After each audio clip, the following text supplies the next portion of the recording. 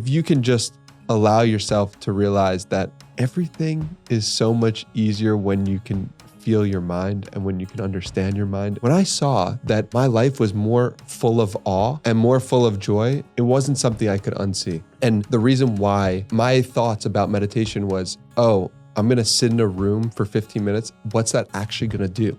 Like, what's the practical to that? And then when I experienced these divine moments, I said to myself, this is proof that meditation works. I want to give people the proof that just being with yourself, being with the truth of what is going on for 15 minutes a day can actually create miracles in your life.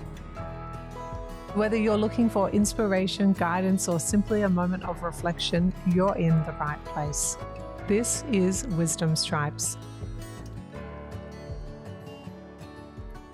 Before we dive into today's episode, I wanted to take a moment to share something important. The views expressed by my guests are their own, and they may not necessarily reflect mine or those of this platform. My intention with every episode is to create a space where we can explore diverse perspectives, life experiences, and belief systems together. I truly believe that wisdom lives everywhere, and often we find it in the places we least expect, especially in those whose experiences and beliefs are very different from our own. Not every episode will challenge you, but some might, and that's okay. Growth often comes when we allow ourselves to step into discomfort and see the world through someone else's eyes. I also want to share something I heard recently from Oprah Winfrey that really struck a chord with me. She said at a commencement speech, "People all want to know one thing. Was that okay? Did you hear me? Do you see me? Did what I say mean anything to you?" My hope is that you will try to go out and have more face-to-face conversations with people you may disagree with, that you'll have the courage to look others in the eye and hear their point of view, and help make sure that the speed and distance and anonymity of our world doesn't cause us to lose our ability to stand in somebody else's shoes and recognize all that we share as a people. There has to be some way that this darkness can be banished with light. I couldn't agree more with those sentiments spoken by Oprah. These dialogues aren't always easy, but they are so important. My hope is that this episode and all the episodes I share will inspire you to listen a little more closely, reflect a little more deeply, and keep showing up for the conversations that matter most. Thank you for being here with me. It means so much to me that you're part of this journey.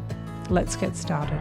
Hello and welcome to Wisdom Stripes. My name is Meg Tuohey, and in today's episode, we'll dive into the realms of self-discovery, purpose, and the pursuit of truth. Our guest today is Danny Miranda, a writer, podcaster, and coach dedicated to helping entrepreneurs, creatives, and seekers uncover their deepest truths.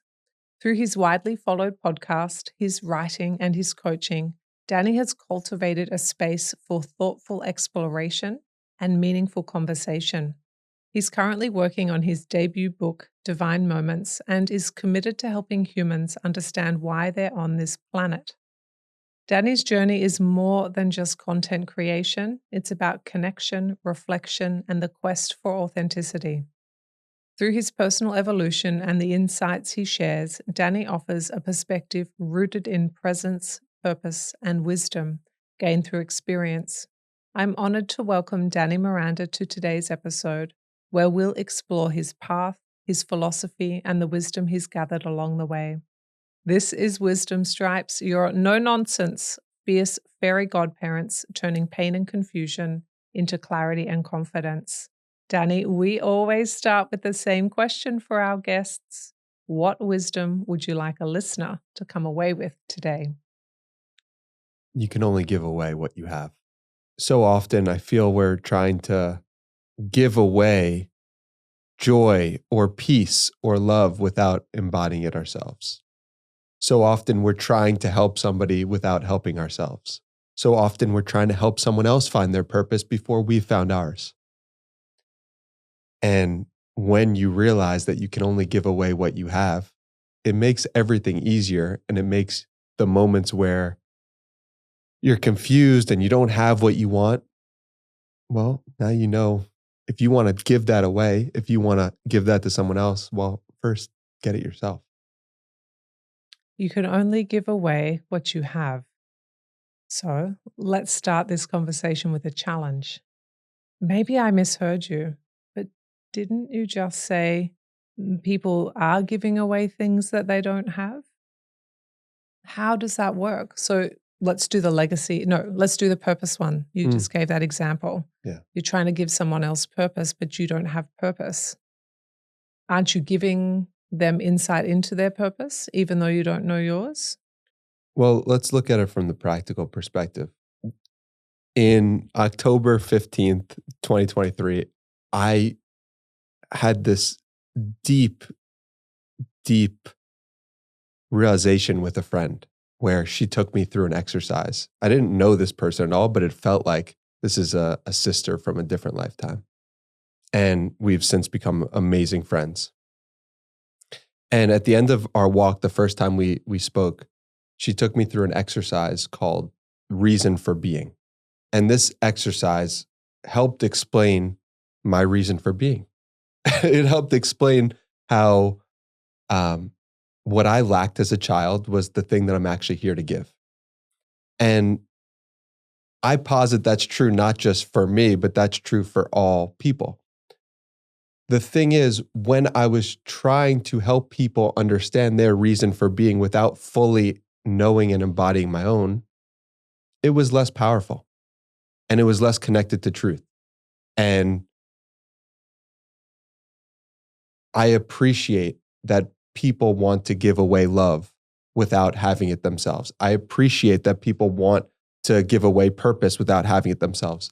And you're not actually going to really get what you want from the other person. The other person isn't actually going to grow to the level that you want because they're looking at you being, that person doesn't love themselves or that person doesn't feel purpose. So why are they trying to make me feel purpose? And there's going to be some resistance naturally. That's been my experience, at least. So you can try. Yeah. You can try with your best heart and all the tools that you've got and your best of intentions. Yeah. But you can only assist someone to the level you've grown yourself. Yeah. That's my belief, at least. That makes sense to me. Let's talk about that exercise because that sounds pretty fun. Yeah. Do tell. Spill the beans. So the exercise is it's anywhere from an hour to 2 hours it can be. And it's a guided visualization and there are prompts and then you do another visualization and meditation and then there's more prompts and then we uncover what those prompts all mean. I've done and facilitated this probably over 100 times, I would say. And I've seen the looks on people's faces when they go back to their childhood homes and they understand, oh, the thing that I'm lacking as a child I felt like I was lacking is actually my gift. And I first need to give it to myself in order to actually make that gift be real. Because so often my reason for being is to provide emotional intelligence and guidance and assurance for men. And I didn't realize that sometimes I would try to give that away without first having it inside first. And I didn't realize that when I was meditating and started meditating in September 2019, that was actually me giving the gift to myself that I never got. And so it's fueled every moment. For me, it's made every moment feel important. And it's made me realize I can be emotionally guiding and assuring people anywhere I am. It doesn't need to be on a podcast, which is what I thought prior to doing this exercise, that's how I was going to fulfill my reason for being, was I was going to be a podcaster and I was going to help interview people and I was going to help people grow. But in actuality, it was to just guide and assure people and be emotionally attuned to them. That's really what I'm here for. It doesn't matter if it's on a podcast or at Whole Foods or just on the street. So that's been my journey with the exercise. It's a lovely explanation. I have a curious mind. So I would like to follow the thread. So the exercise took you back in time to your childhood. Mhm. where there is some kind of wound that matches your purpose. Could you talk to us about that as a concept and maybe the link between your purpose and your wound? Yeah. So when I was growing up, I never felt like my dad really fully understood and saw my experience. Mm. And my dad is an incredible guy, like incredible, Yeah. like financially, like loving relationship with my mom, just really a really good human being. Mm. And there was the skill of emotional development that I desperately wanted from a male role model. And that's the truth of my experience, and I love my dad, and and also it's important to acknowledge that you can have a good childhood and also not get things that you wanted. And that's actually what you're here to fulfill. And so, that was my experience with the exercise. And I just saw all the moments where I felt like my dad was putting the task ahead of what I was feeling or what I was going through. And I think that's a common experience for a lot of men that follow my podcast and listen to me, because what happens, and I'm sure you understand this from doing this podcast as well, is we are attracted to people with online and in person with the idea that, oh, that person understands my pain. Mm. And people would come to my retreats after, and I'd tell them the story and I'd tell them my reason for being, and they say, oh, that makes a lot of sense. And actually, wow, something similar happened to me. And so, yeah, it for me, it was just an important realization. And I'm so grateful to have learned that. I think about the human experience as a series of questions, as in each phase of development, we gather questions, or each time something happens to us that we don't understand, we have confusion around. It turns into a question, which leaves an open tab in our beautiful brain that carries with us until we can answer the question. And then the brain or the heart or the mind, they're all satisfied. The tab closes, the information gets stored neatly in filing cabinets, and on we go. That's kind of earned and banked into our wisdom. Mm. So now what I'm wondering, with what your perspective is your purpose. You came into a family where the person that you wished had the emotional intelligence and assurance that you were seeking as your big questions in your life didn't have the capacity to do it. And so you took that forward to answer your own questions, turning into the light of someone who has that purpose and helps others to figure it out. My question is around how curious it is that your very good man of a father couldn't match your needs without malicious, without negligence, without malintent. And you came with this big question that you probably, if I read you correctly, have spent the rest of your life trying to answer. How do you see that, or how do you make sense of that? Because there's a lot of pain wrapped up in that, and a lot of loneliness, helplessness, abandonment, perhaps, even though he was a good man and a good father in lots of other ways. How do you make sense of that? I make sense of that by realizing or coming to terms with the fact that I chose this. I chose these specific parents. I chose this specific mission to go on. I thought this would be the most fun to be in a human body with.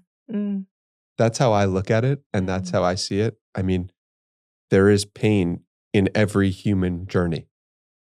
And no matter how you were raised or what your ideal scenario is, I want to have a lot of children someday, and I hope that I provide them the best lives ever. And I know there's going to be pain in their journey and their struggle. Oh, you don't get through childhood unscathed, right? Even though you'll be a lovely, emotionally intelligent, wonderful father. There'll be something. You'll have like a version of your dad come through who's like, Dad, like, stop with the emotional feelings. I don't care. Exactly. I just want to know the solution. Help me work out the engineering of this. And you'll be like, son, let's talk about it. And he'll be like, this is hurting me. I now don't understand why you won't just solve the problem.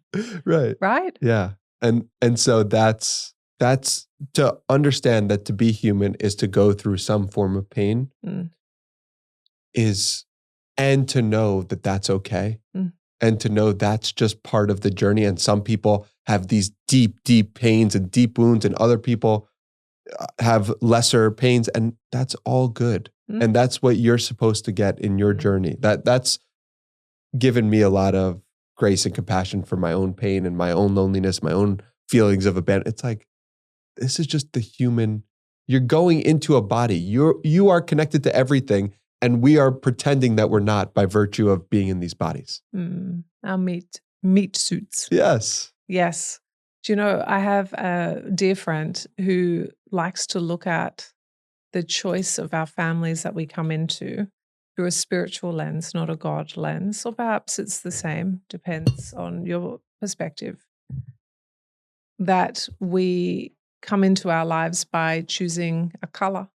They're like, oh, that color looks interesting. I want to know what that color is. And then we go into that color, and then boom, we're like born with the context that we're in. And we're like, hang on a second, this color's no fun. I want to choose a different one. Why do I have this color? Yeah, it's really true. And I recommend this book, Many Lives, Many Masters by Brian Weiss. Are you familiar with this I'm familiar with it. I'm going to a Brian Weiss retreat or a workshop in June, and I'm so excited for it. I read this book in probably 48 hours, and he talks about, he's a psychologist, and he's dealing with a woman who grew up Catholic, and I believe he goes into this as an atheist.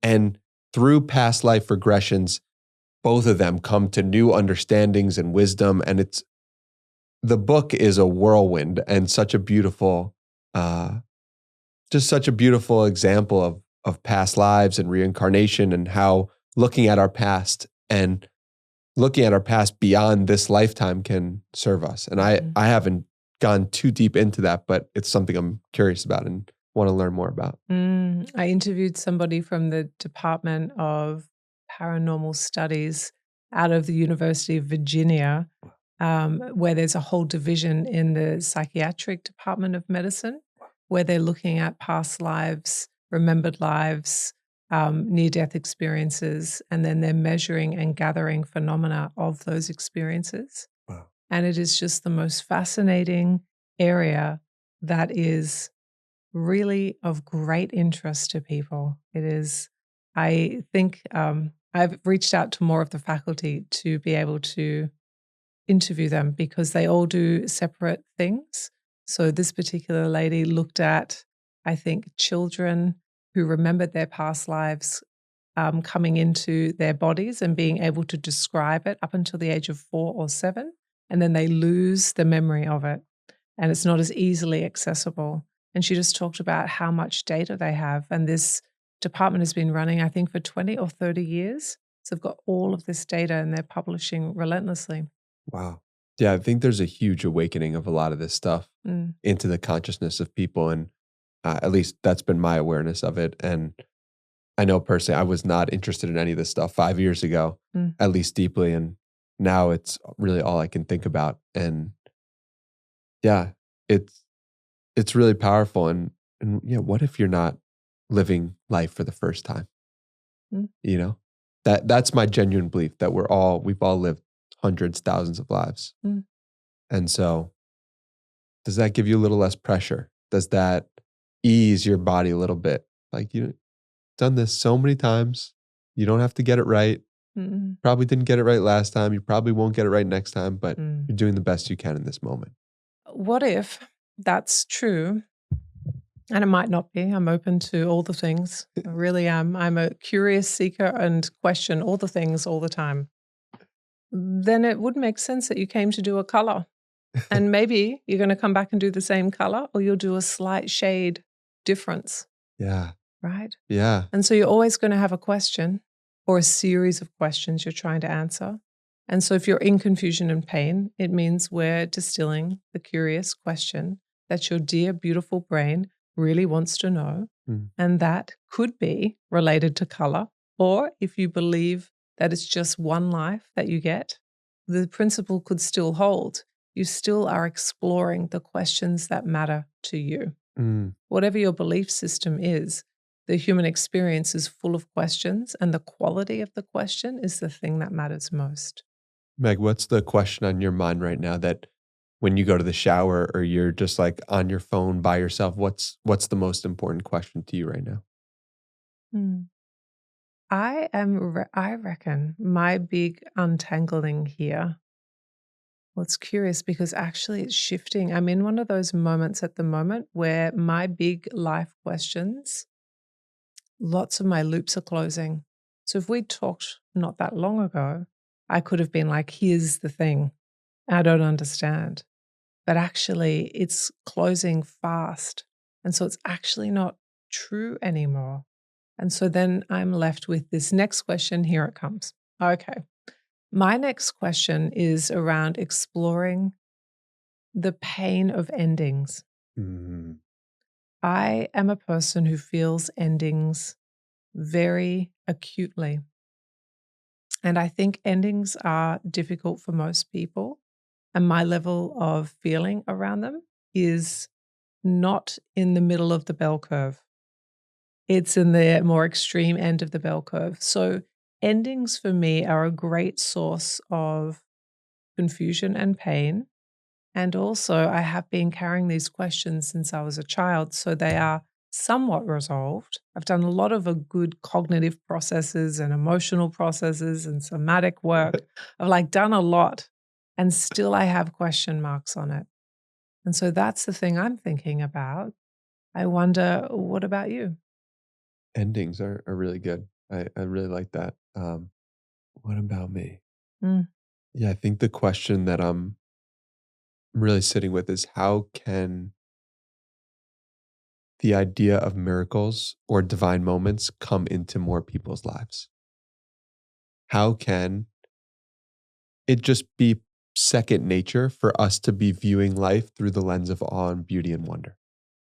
So if we take the premise that we started with, which is you need to understand what that is before you can help other people have greater access to that, does the premise fit here? Yes. In the sense of, I've been tracking divine moments in my own life for the past year and a half, Mm. 2 years, 3 years. It's hard to tell when it actually began for me. But I've been noticing and witnessing these moments for a long time. Mm. And intuitively, I've always just shared them as they've come up, as they've arose, because I am just in awe of life, in awe of the beauty of it. And my question is, how can other people also experience this? Because you don't worry about an ending so much when you see that something ends, this podcast will end, but oh, there's another miracle waiting. Oh, so that's not the thing about me with the ending. Tell me. The thing about me with the ending is the big feelings of missing the experience or missing the person. That's where mine is. It's like an ache. And so I also don't love other things' endings, but I understand that for a beginning to happen, there needs to be an ending. So logically, I'm good with that.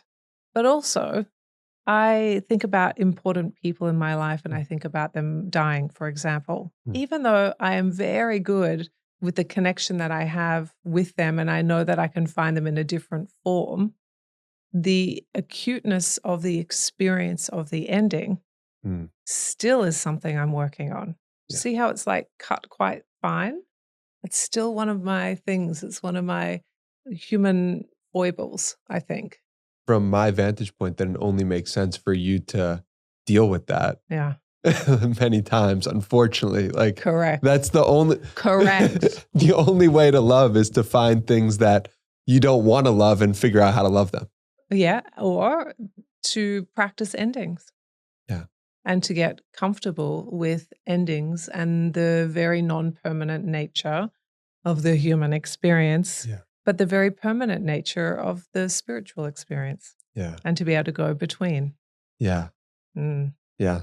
So I'm looking forward to just talking to you 10 years from now and you being like, I figured it out. How am I going with endings? Yeah.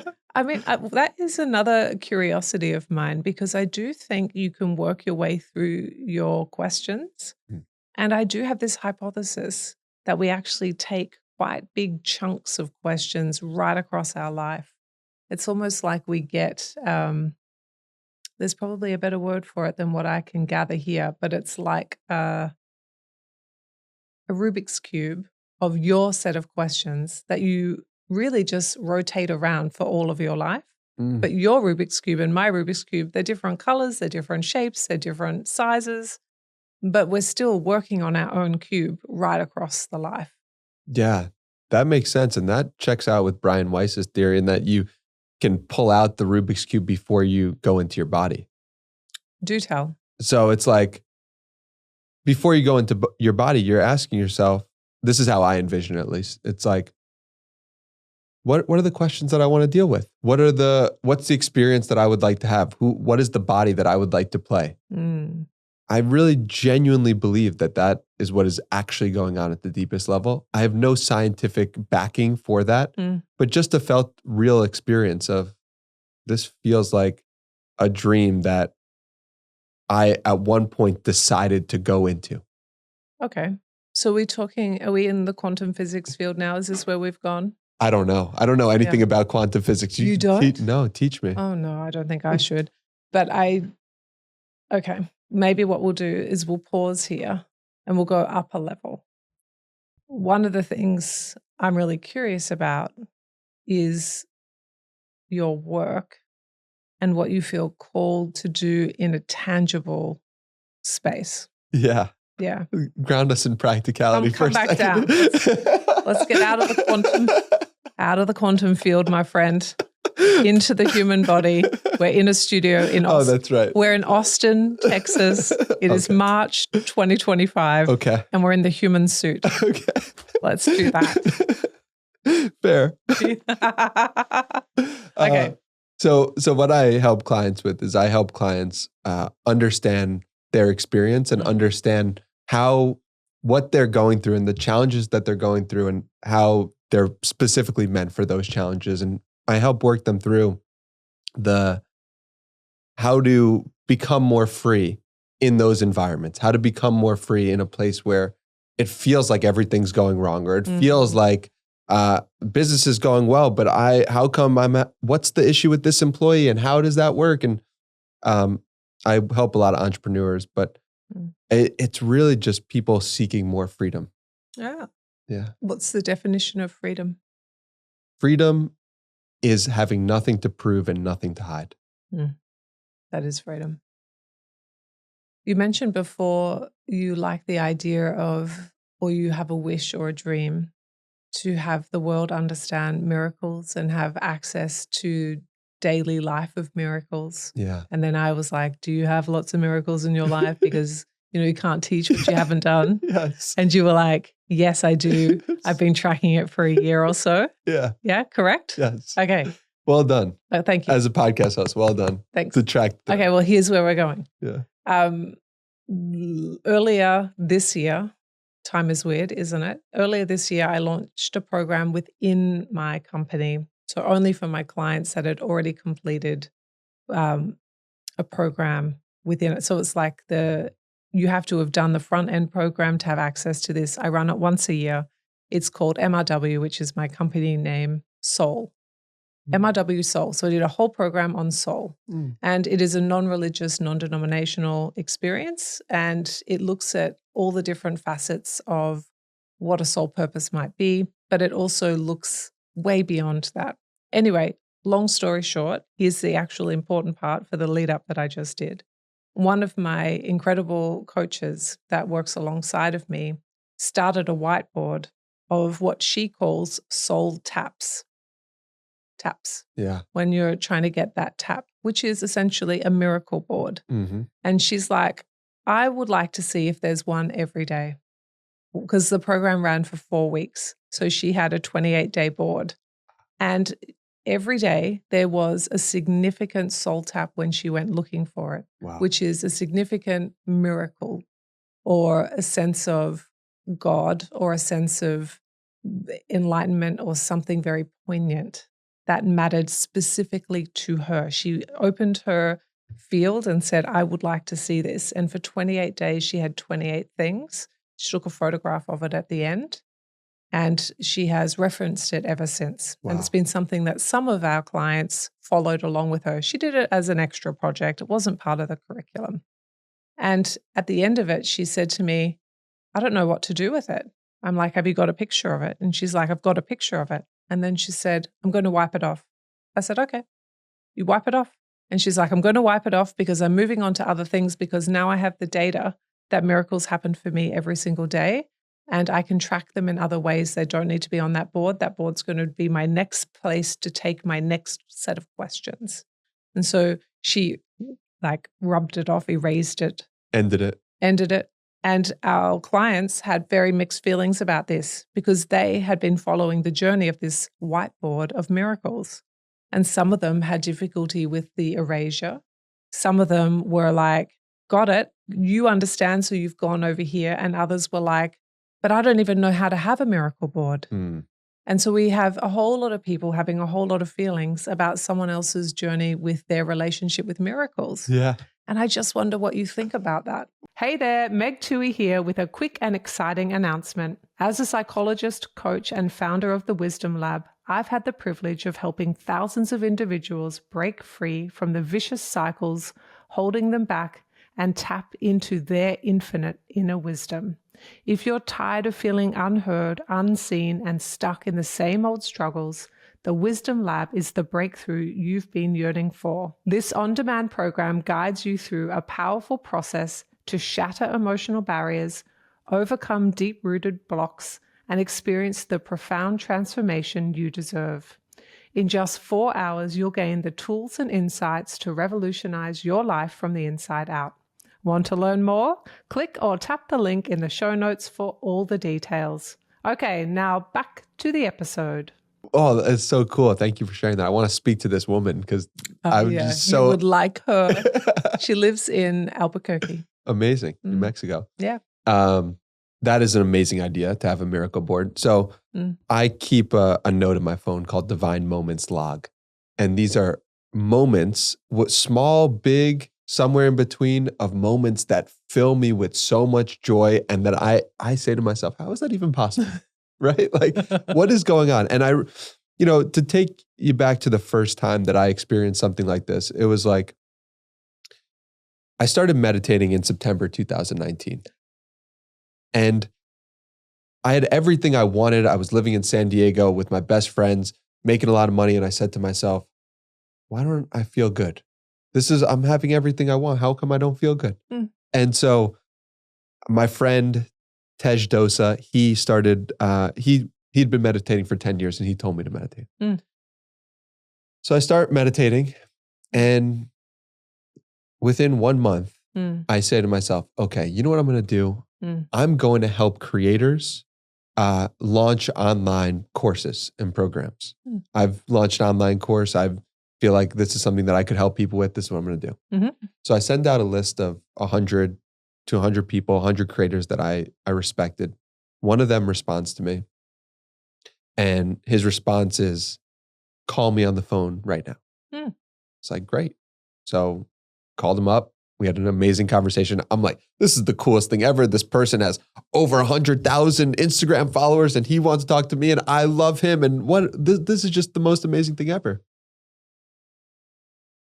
In the following week, I went to a coffee shop and I go to the restroom. I come back. And as I'm coming back, and a woman maybe in her 50s or 60s, she just locks eyes with me and she starts talking to me. And she's seated down and I'm standing up. And we're talking for 3, 4, 5 minutes. And she says, oh, you should really come to my church. Like, I've never been to a church before. And it's like, okay, why? Like, what makes you think I should come to the church? She said, well, there's this guy that spoke there last week that I think you would really love. The guy that she was referring to was the same guy I was talking to on the phone. And I went from standing up to sitting down being like, how is that even possible? What is going on? I've never experienced anything. Like I just was in awe.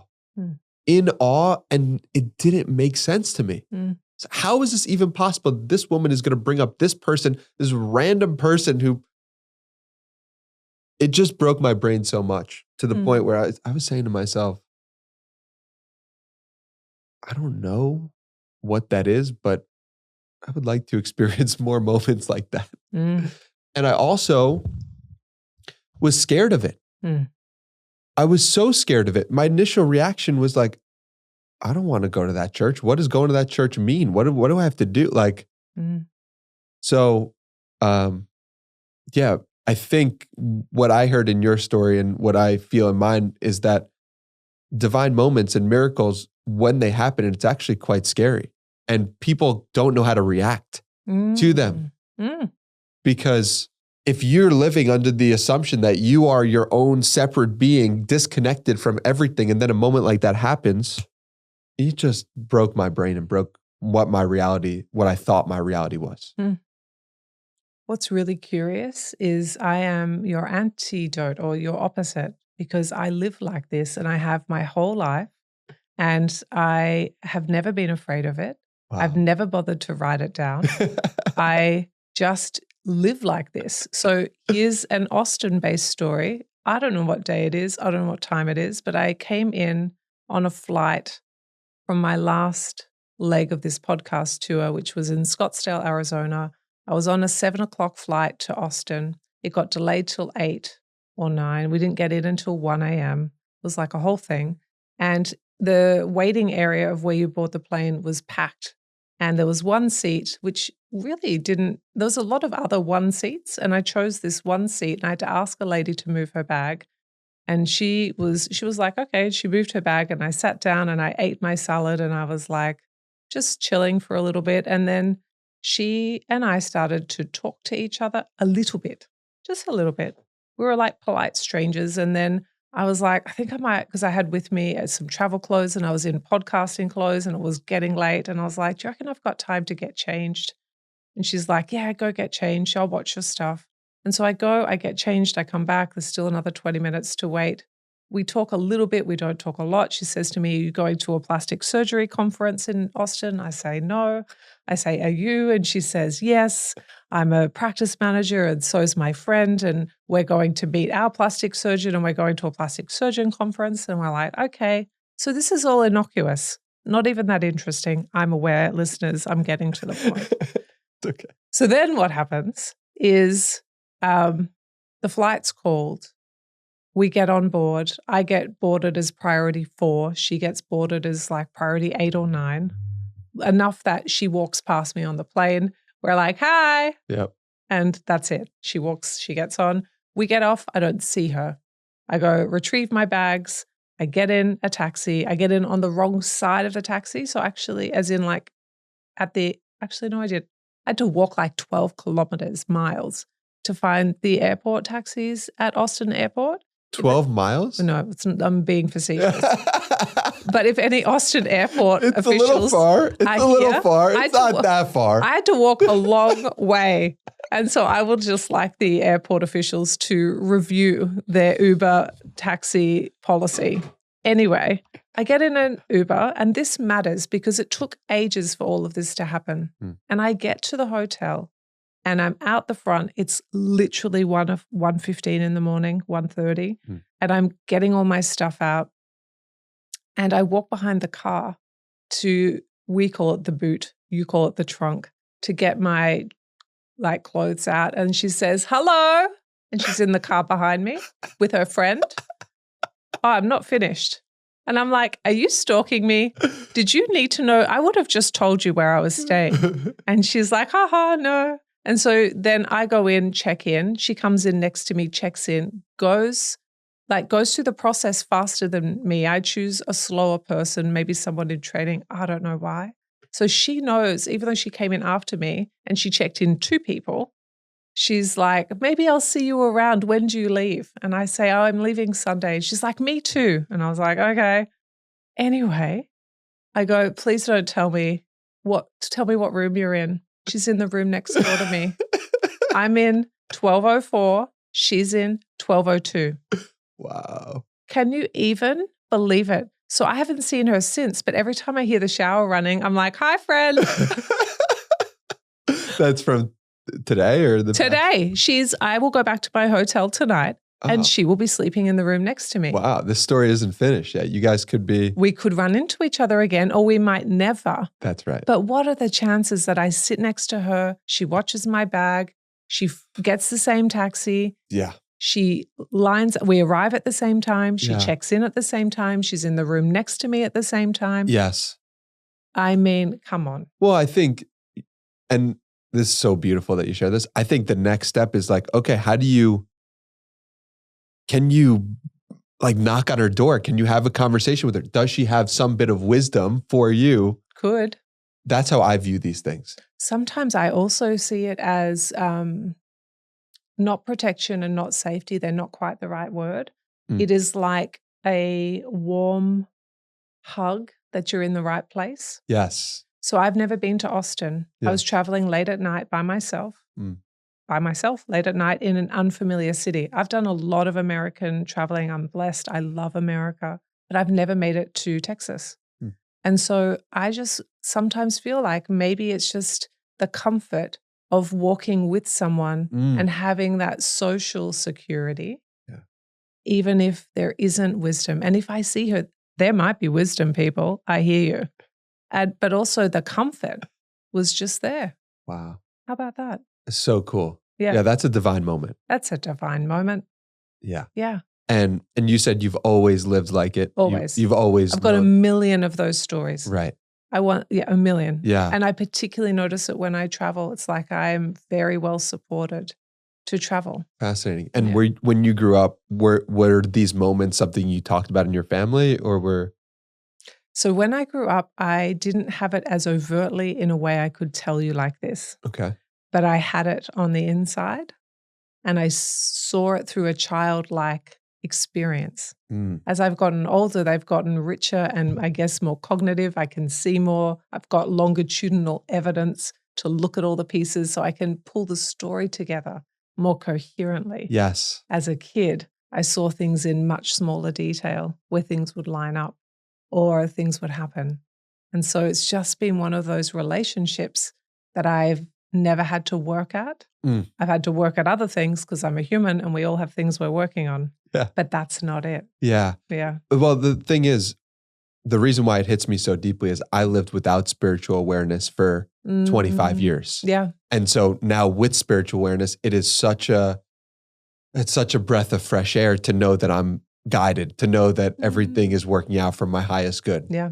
And sometimes, and this goes back to choosing your parents, it's like, if you really want to live a spiritual life, it probably helps to, in some sense, to appreciate it more, to choose parents who are not spiritual. Oh, mine are not spiritual and they're not religious. Oh, interesting. They didn't not tolerate my conversations. They were like, oh, that's interesting. That's not my experience. Got it. Yeah. But interesting. I was the only one. But you didn't repress it within yourself. So it would seem.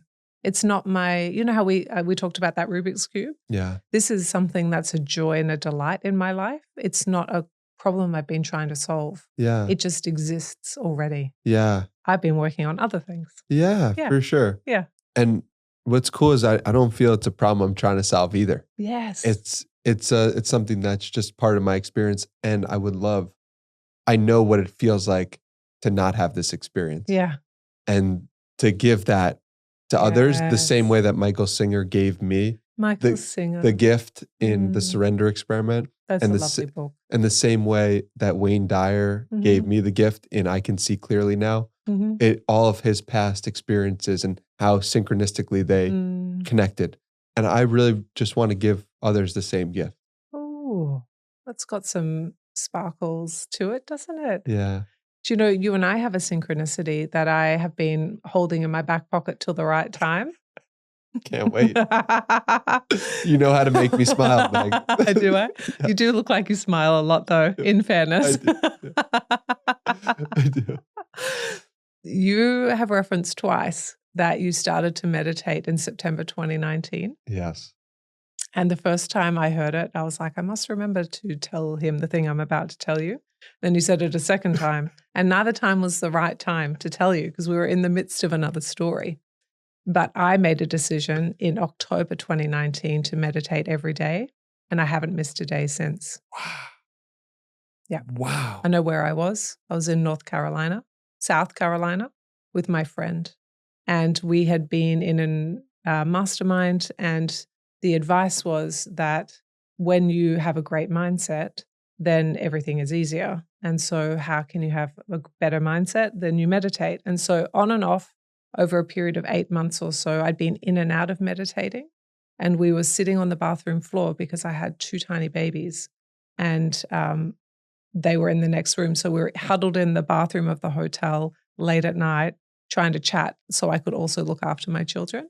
And I remember just saying, I'm so much better when I meditate. She's like, Meg, why don't you meditate? And I'm like, I don't really know, but I'm very inconsistent. And she's like, why don't you just decide that you're going to do that? And I said, okay.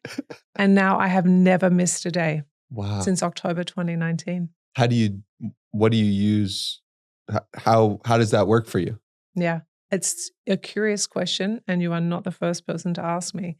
And my answer is unhelpful because it turns out I'm not a meditation teacher. That's not my job. I don't have it, but we are teachers for what we do. Right. And I will say that what I do is make space every day, and I drop into a frequency that now is quite easy for me to reach. And from there, I might stay there for 5 minutes. And if I have a big question, I might stay there for 55 minutes. I have been known to stay in that space until I get my answer for a very long time. But essentially, I went because I had so many questions.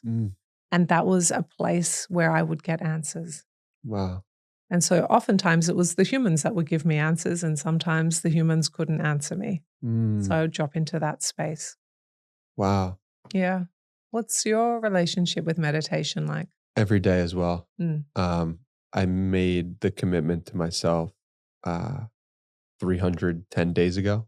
I don't know. There's not I was meditating pretty much every day. And then I got this app called Insight Timer. Oh, yeah. And it tracks the streak of it. And now I've got a 310-day streak. I'm not going to stop meditating anytime soon. I love it when things are gamified. Yeah. I totally understand. Totally. So that they got the stats and they got all this. And it really, I could have been listening to this podcast 3 years ago and be like, I don't need to use my phone while meditating. It's irrelevant. And I've seen how much it's actually impacted me and helped me. And it's, to me, no surprise that the divine moments have increased to the level that I increased my meditation practice. I think there's a relationship for me too. I do. Yeah. Yep. Life is much easier because I do that. And most of the time when I reveal that statistic, and typically I haven't spoken about it in this forum, this is the first time I've ever done it, but I will tell my clients about it, and they will always be all like, what do you do? How do you specifically do it? And how do you get to do it every day? They're like, I don't understand. Yeah. Yeah. So to answer those questions, I think it's really like at first, if you put it on your calendar, that could be a useful way to do it. Yeah. And also, I don't know if it sounds like you do unguided meditations. Is that right? I do. So yeah, I do that as well. But for a lot of people, when they hear meditation, they think guided. Yes. And they think it's going to be easier guided. And I love that, but it's also a different experience. Yes. And I had my cousin live with me maybe 6 months ago. And when I get out the Insight Timer and I press start and we complete 15 minutes, and he's like, that was the first time I've ever done an unguided meditation in my life.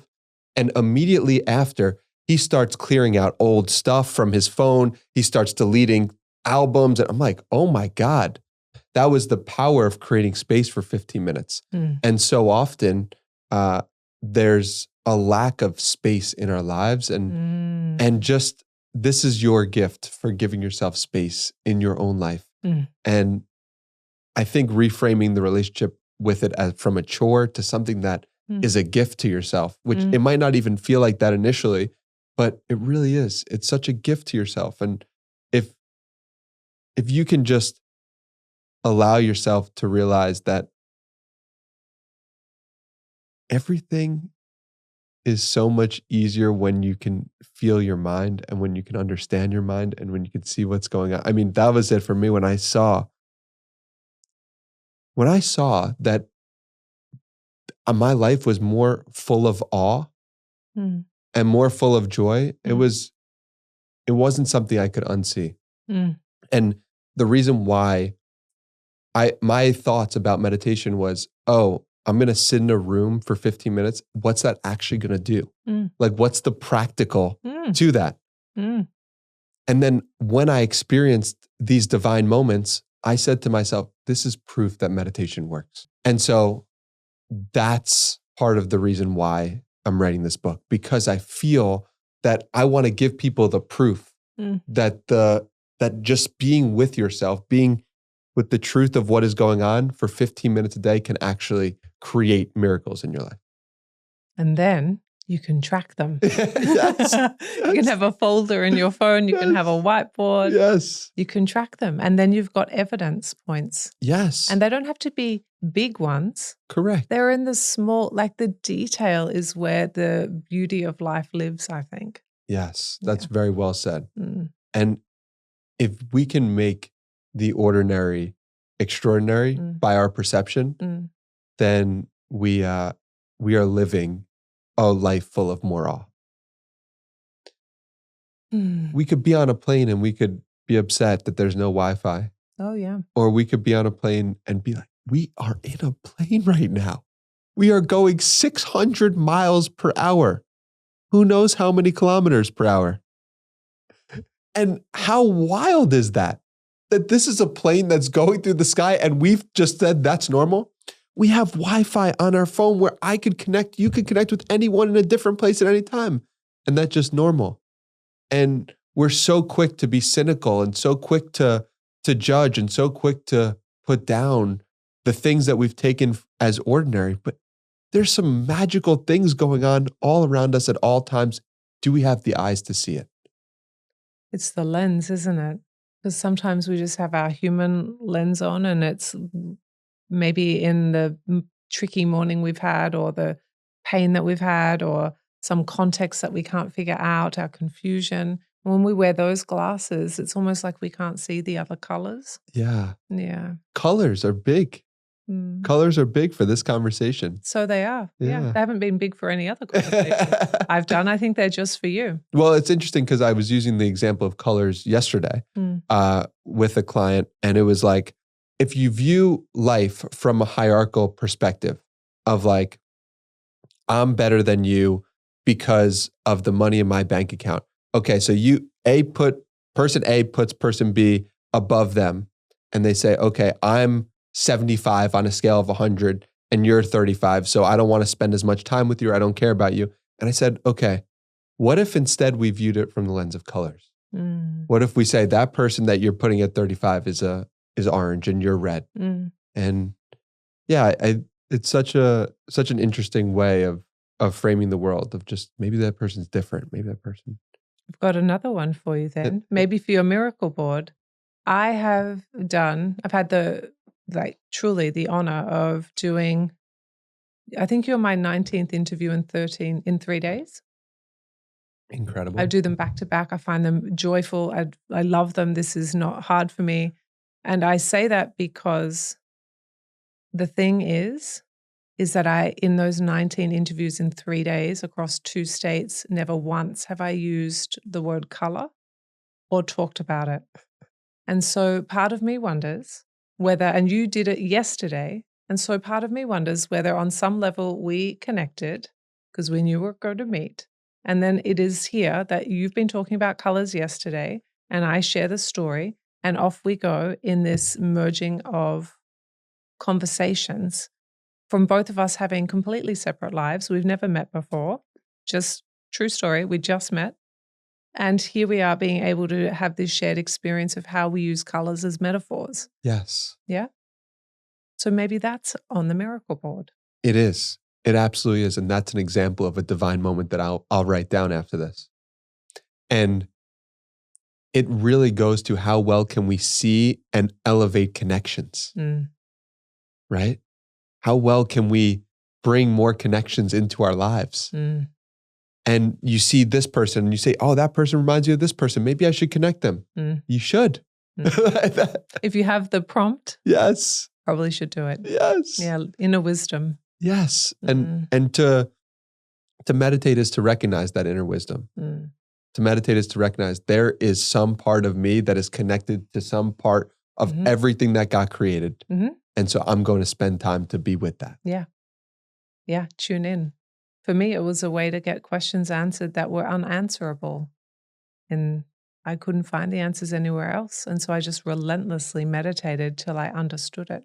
I was able to unlock maybe what Jung calls the collective unconscious, and somebody else knew it, I guess. And so therefore I had access to it. Wow. Maybe. I believe it. October 2019 to... Right. And September 2019. I mean, what are the, Yeah. What are the odds of that? When you say, what are the odds of that? Those are the moments you write down as your divine moments. You got to write it down. Yes. Yes. And you didn't share that knowing that I started in 2019 because I've never said that story in public ever. No. Right. And I've been on many podcasts where I don't mention that in September 2019 I started. That's the...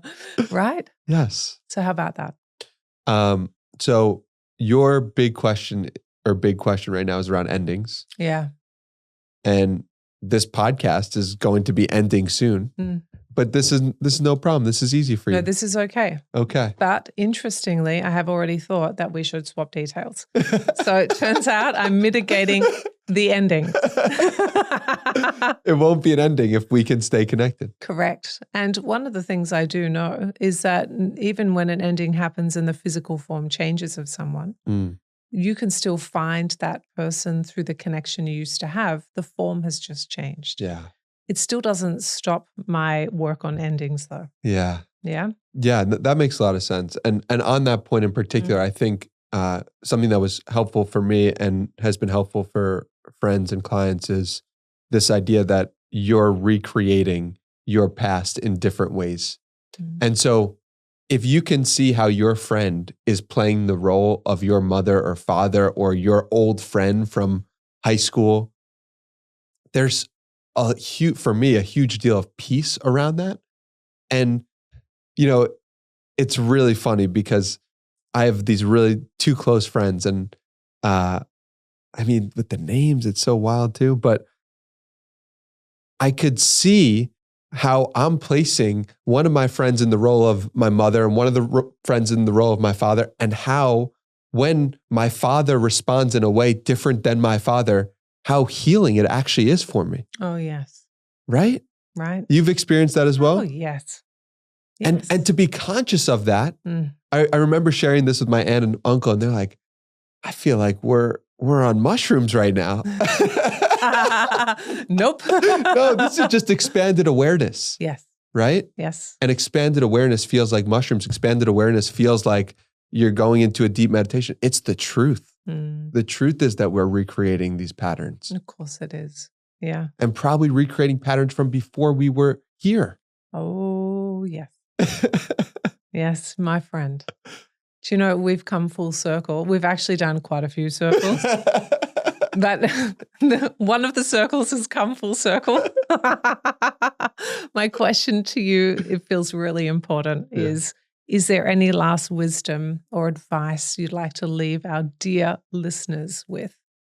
The advice I would give based on our conversation is, if you've been thinking about building a meditation habit, if you've been going back and forth with it, if you've been saying to yourself, I know they're right, that every time I do meditate, it actually does impact me in a positive way, I would say, use this as a way to actually commit.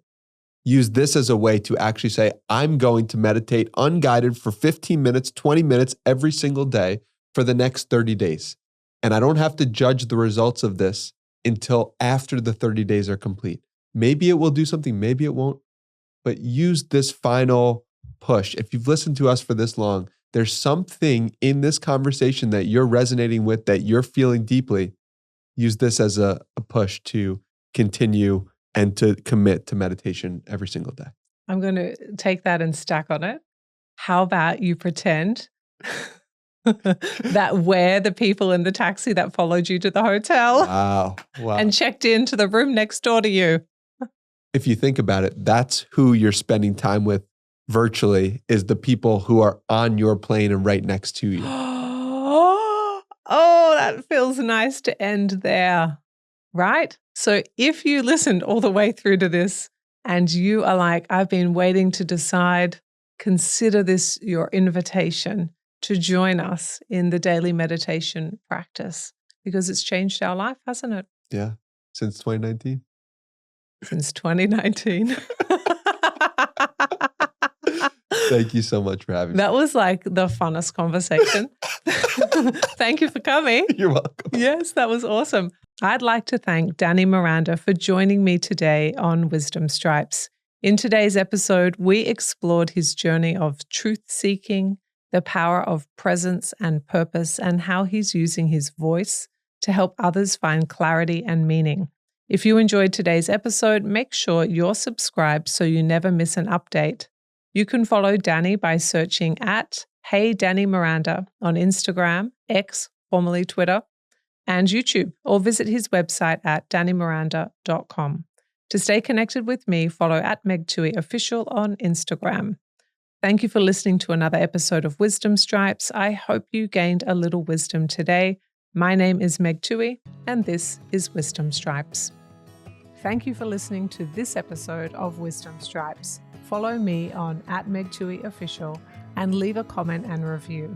I'm looking forward to meeting you here next time on Wisdom Stripes.